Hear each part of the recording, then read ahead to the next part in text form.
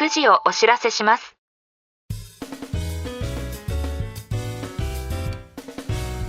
This program is Whiskey Radio, Drama FM.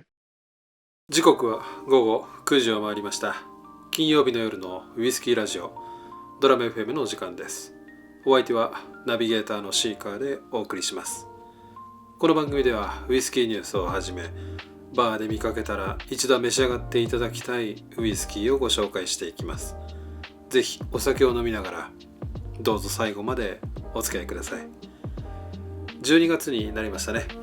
明日、明後日はウイスキーフェスティバル2025 in 東京です。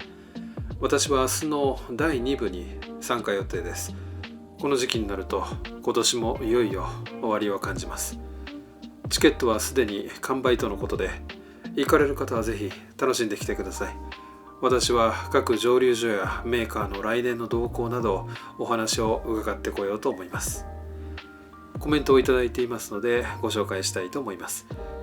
イエロースポット12年は値段もそれなりですが評価が高いようなので前から気になってはいます。それが18年か。来年もヘザーやマッカランのカスクとか気になるのがあるし、減るより増える方が多く困りますね。気持ちはよくわかります。気になるウイスキーが増えてくると目移りしてしまって大変ですよね。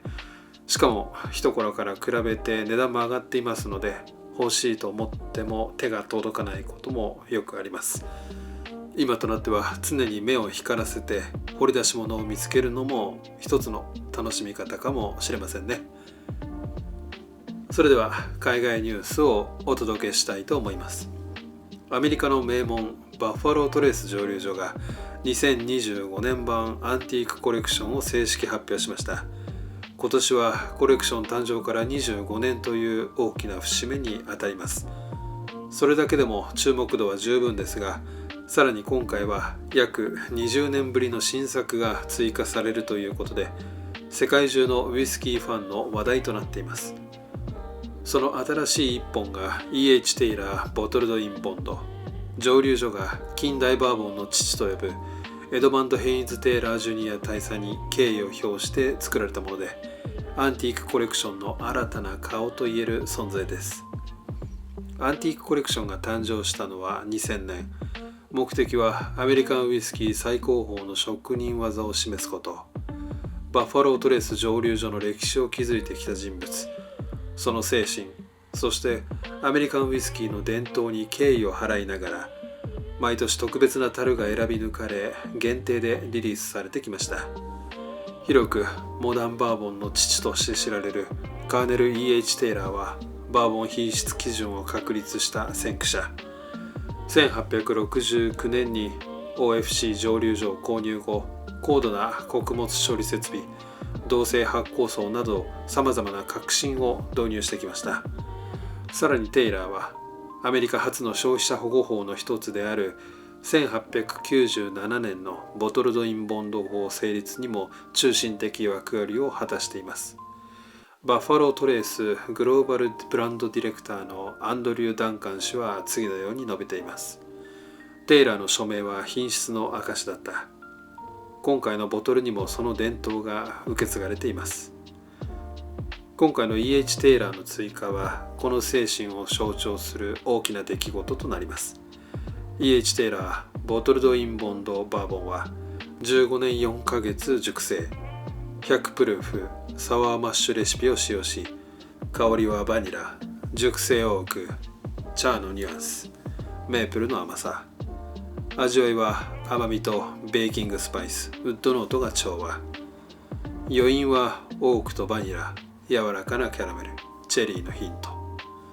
今回のリリースはファンにとって歴史的な節目となるでしょう。各ボトルは約$150で販売されます。動画の概要欄に公式サイトのリンクを貼っておきますので、気になる方はぜひチェックしてみてください。ドラム FM では皆さんからのお便りを募集しています。いただいた内容は番組内でご紹介させていただきますので、おすすめのウイスキーや素敵なバーのご紹介などをコメント欄にお寄せください。感想や質問も大丈夫です。たくさんのお便りをお待ちしています。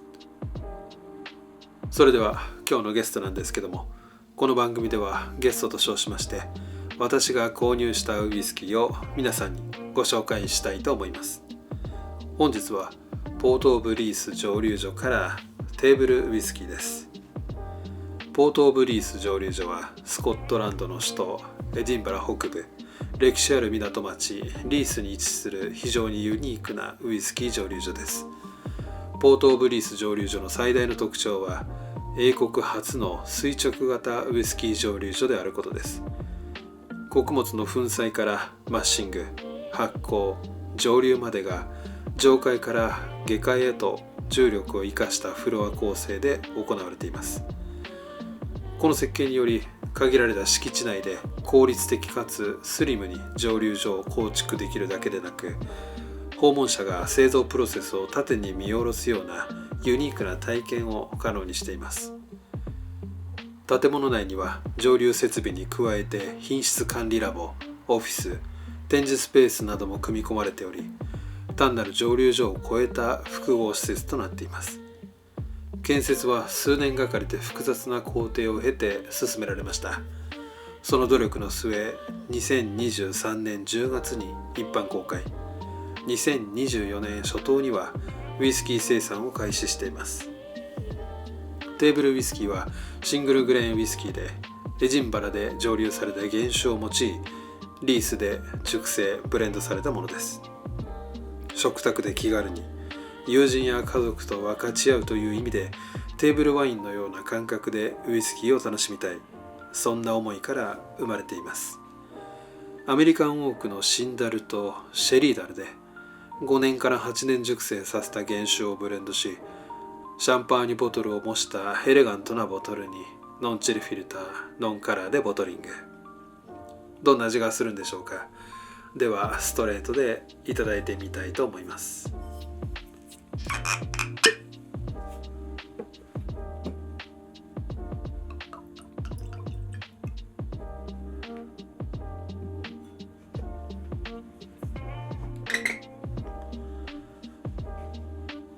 はい、注ぎ終わりました。色味は鮮やかなブラウンですね。早速香りからいただいてみたいと思います。トップノートはキャラメルポップコーン。ミドルノートは甘酸っぱい赤いベリー。ラストノートはバニラの甘い香りがします。では味わってみたいと思います。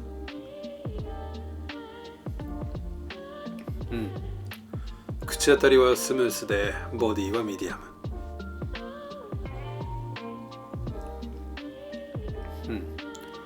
シロップのような甘みが口いっぱいに広がり、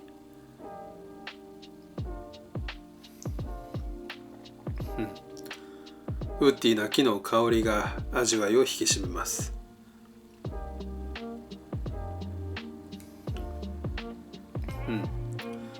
やや粘性があり、バニラや蜂蜜にバターがクリームのように感じられます。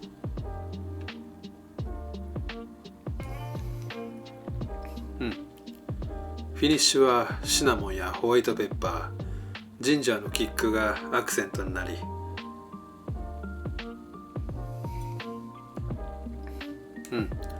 穀物の優しい甘みとシナモンが余韻に続きます。これはいいですね。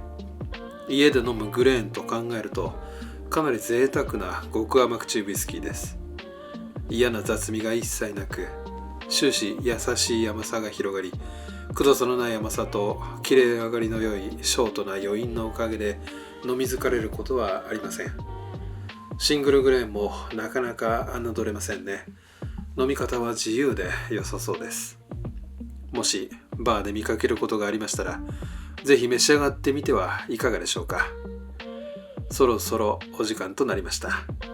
次回のゲストは福岡県の新道蒸留所から新道エクスペリメンタルフォアコアーズ01をご紹介したいと思います。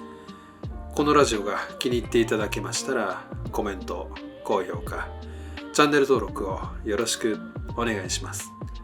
それでは良い週末を。お相手はシーカーでした。